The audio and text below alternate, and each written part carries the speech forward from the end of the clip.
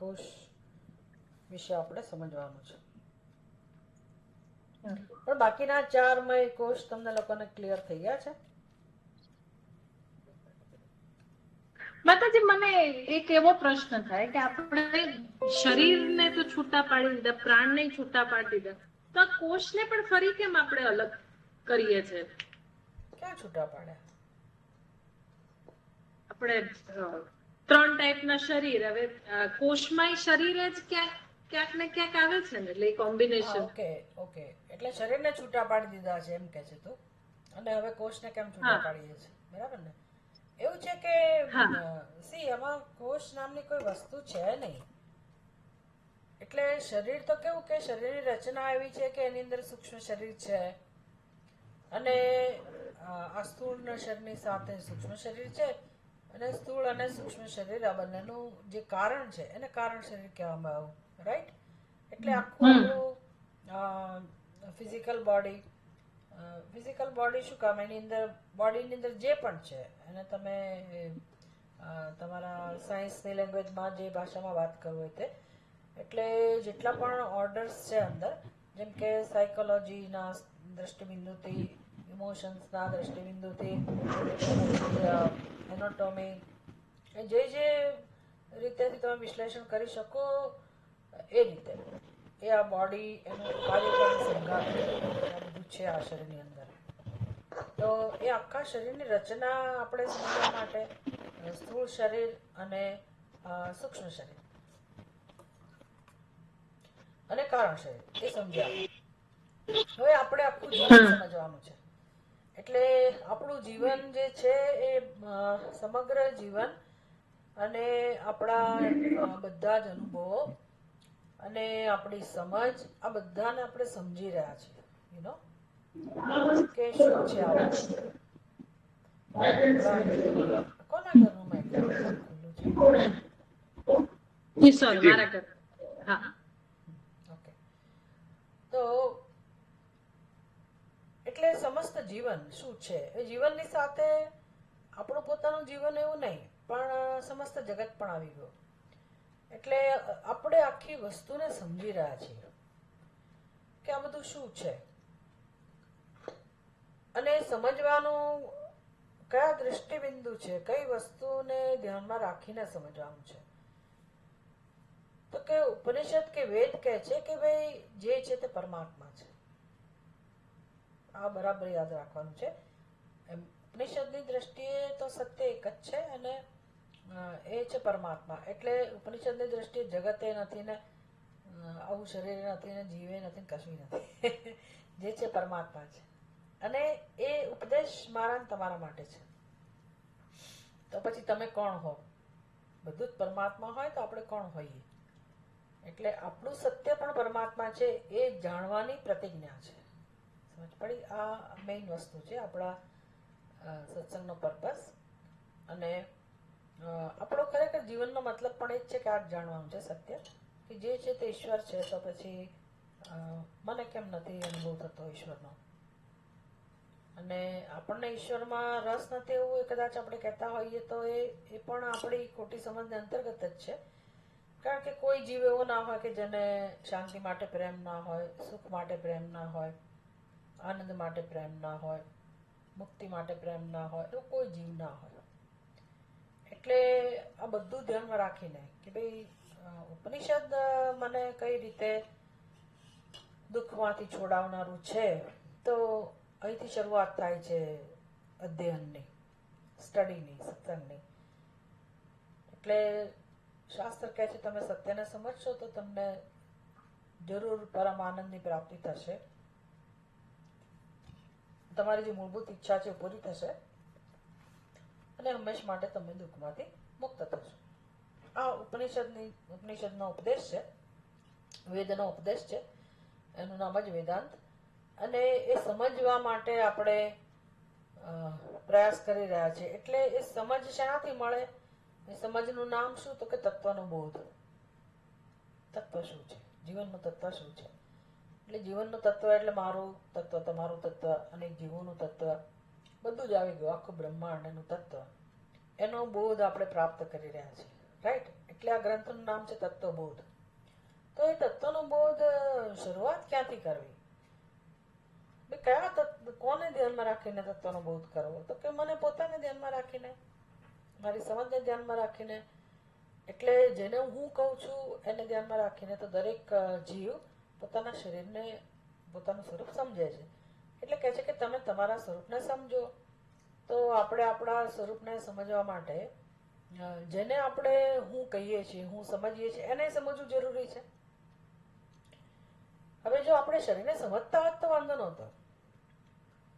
તકલીફ ત્યાં છે કે આપણે શરીરને જાણતા નથી, શરીરનું તત્વ જાણતા નથી, અને જગતનું તત્વ નથી જાણતા, જીવનું તત્વ નથી જાણતા, ઈશ્વરનું તત્વ નથી જાણતા.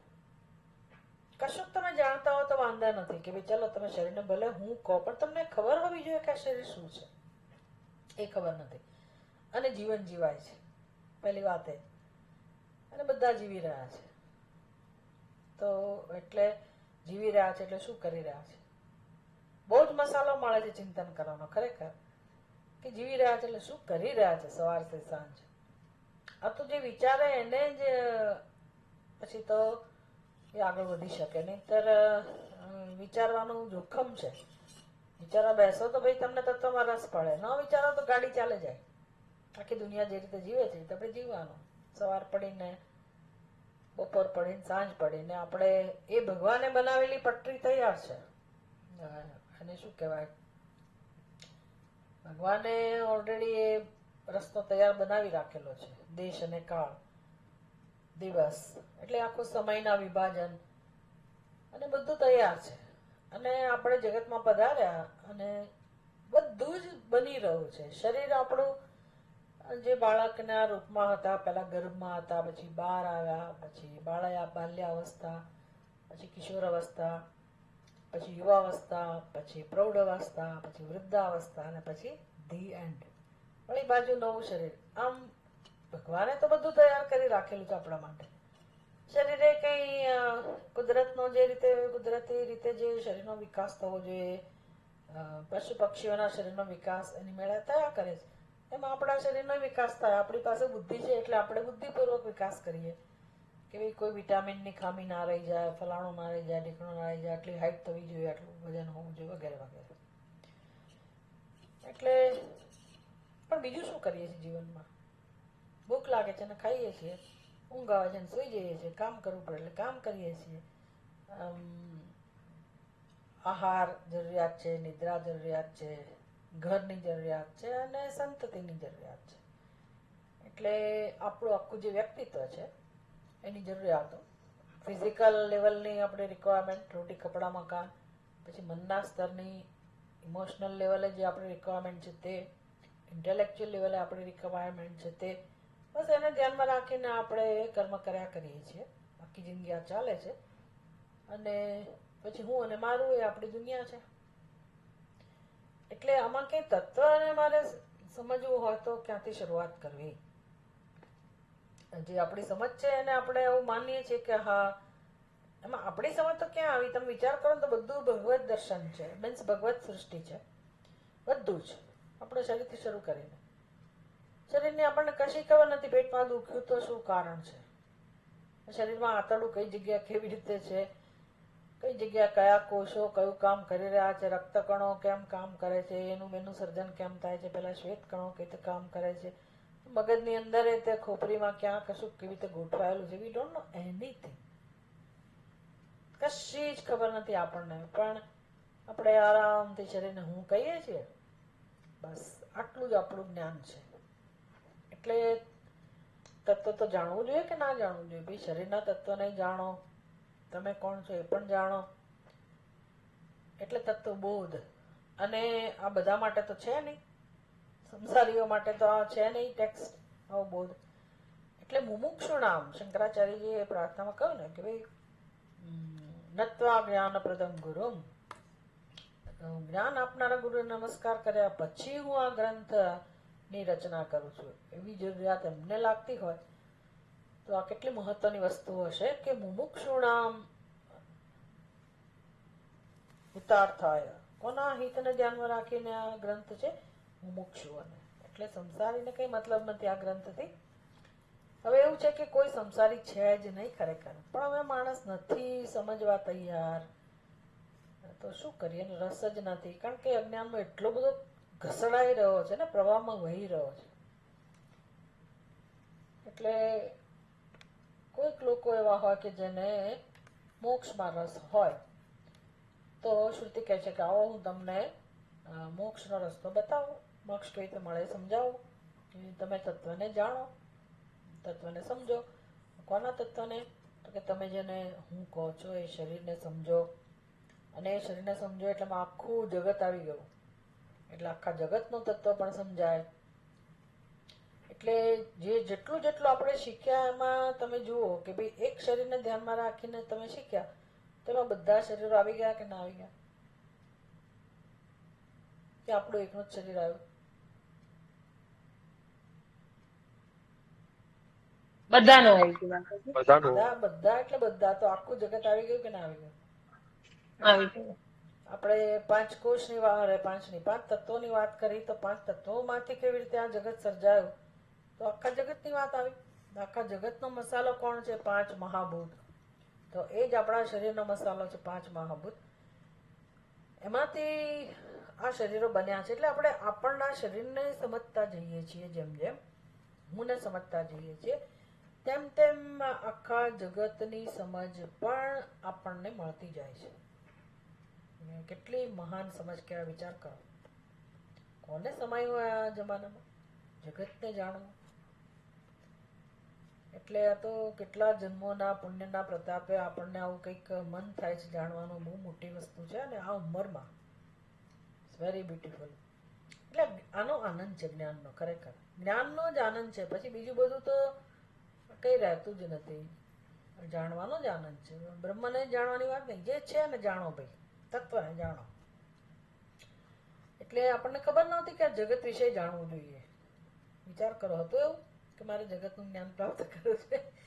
હા, બ્રહ્માંડ વિશે ઘણા બધા વૈજ્ઞાનિકોનો રસ હોય કે ભાઈ કયો તારો કેવી રીતે બને છે, અને પછી કેવી રીતે તૂટે છે, અને કયો ગ્રહ કેવી રીતે કામ કરે છે, અને જ્યોતિષીઓને એની રીતે રસ હોય. એવું બધું જ્ઞાન ઘણા બધાનો રસ હોય. પણ આ તો આપણે સમગ્ર બ્રહ્માંડને બધાનો સમાવેશ થઈ જાય એવી રીતે સમગ્રતયા આપણે જાણી રહ્યા છીએ.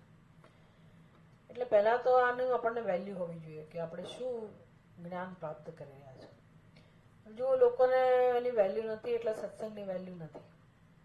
એટલે એને ફાવે તેમ એટેન્ડ કરવો હોય તો કરે, ના કરો તો ના કરે. કારણ કે હું કે કોઈ પણ વ્યક્તિ બીજાને આ બધું ના સમજાવી શકે કે આ જ્ઞાન કેટલું મહત્વનું છે. જે વ્યક્તિ આ શીખતી જાય એને સમજાય કે ભાઈ આનો આનંદ છે, આ જ્ઞાનનો જાણવાનું, જાણવું જોઈએ.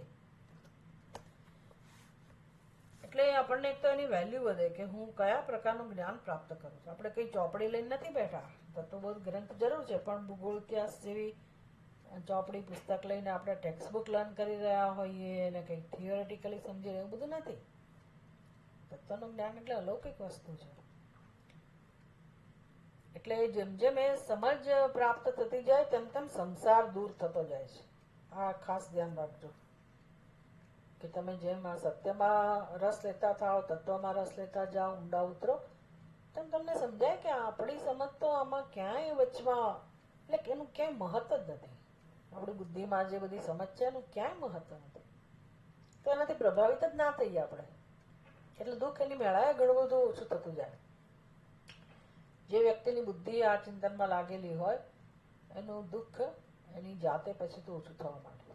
વસ્તુ સમજાય નથી, કારણ કે આપણને એક દ્રષ્ટિ મળી ગઈ ને સત્યને જાણવાની, અને સંસાર શું છે એ પણ સમજાય આપણને.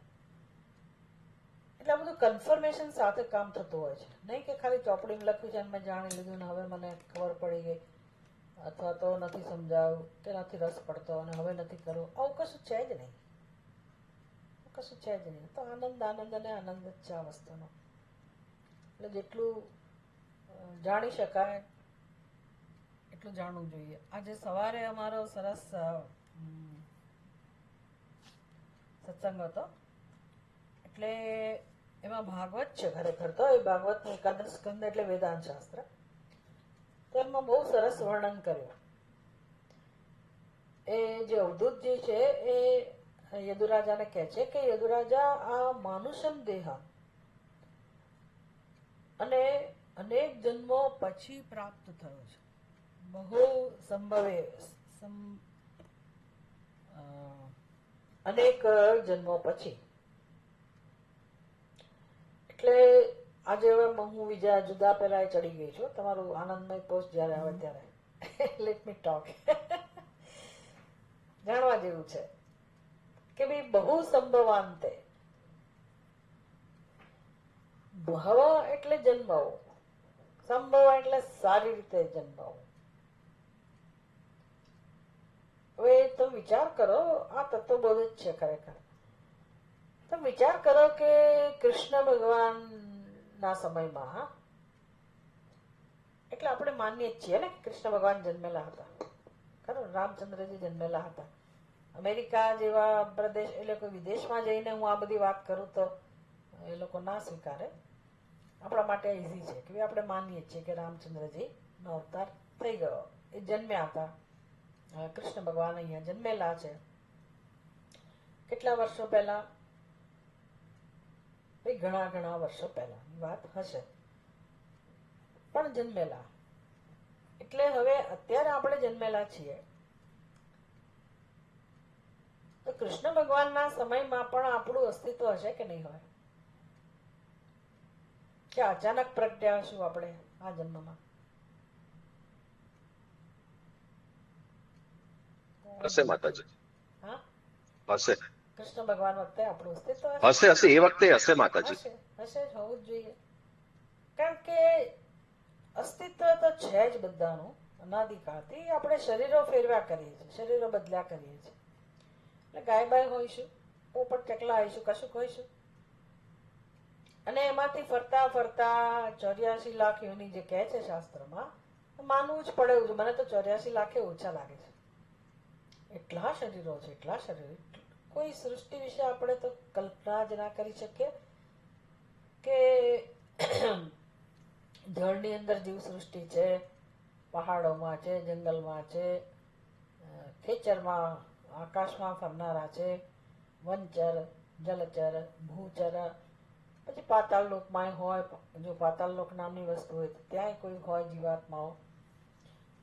આમ અસંખ્ય યોની છે, પાર વગરની. ઋતુ ઋતુ પ્રમાણે આપણે જોઈએ છીએ કે કેવા કેવા જંતુઓ બધા ઉત્પન્ન થતા હોય. તો હવે એ બધા શરીરમાંથી આપણે પસાર થતા મનુષ્ય યોની પ્રાપ્ત કરીએ છીએ શાસ્ત્રના કહેવા પ્રમાણે.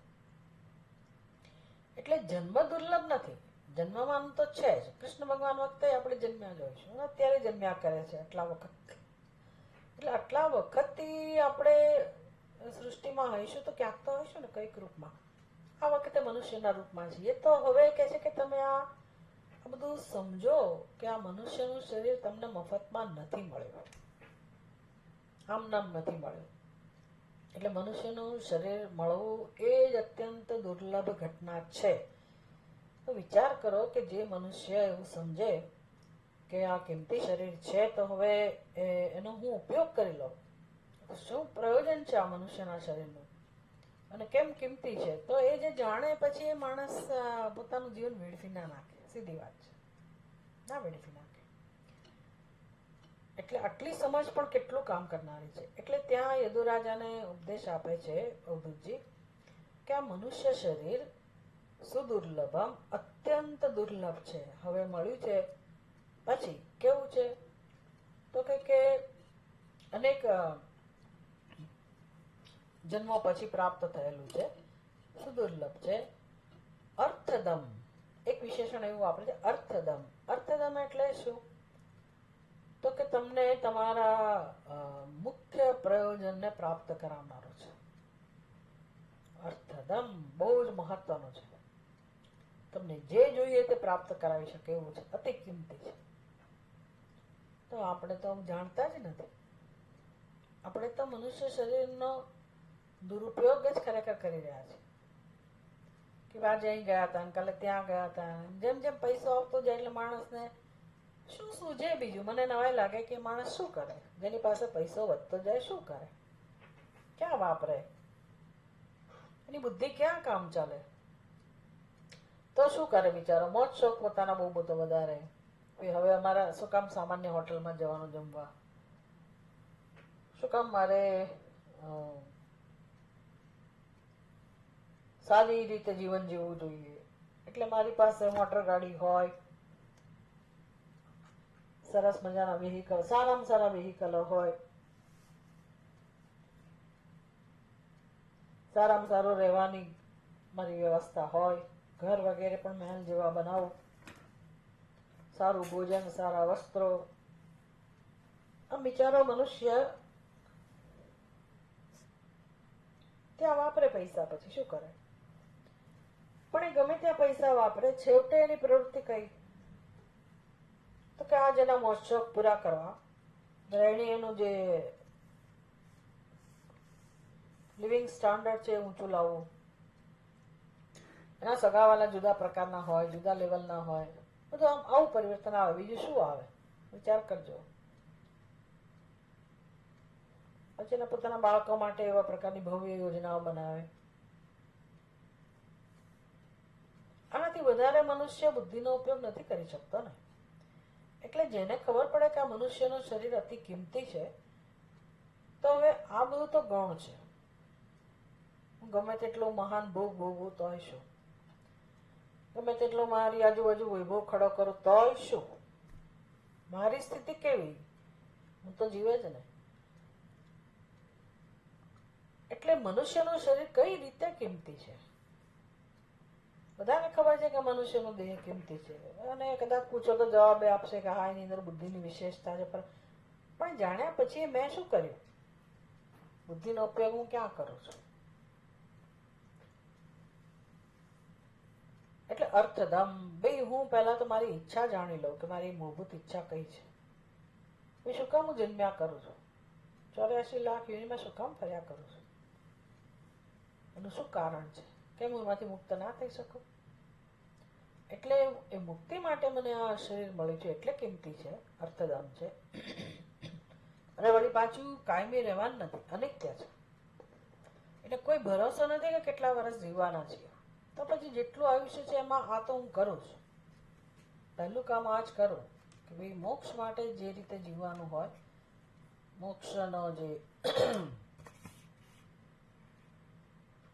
ઉપાય છે એ ધ્યાનમાં રાખીને હું મારું જીવન જીવતા શીખું.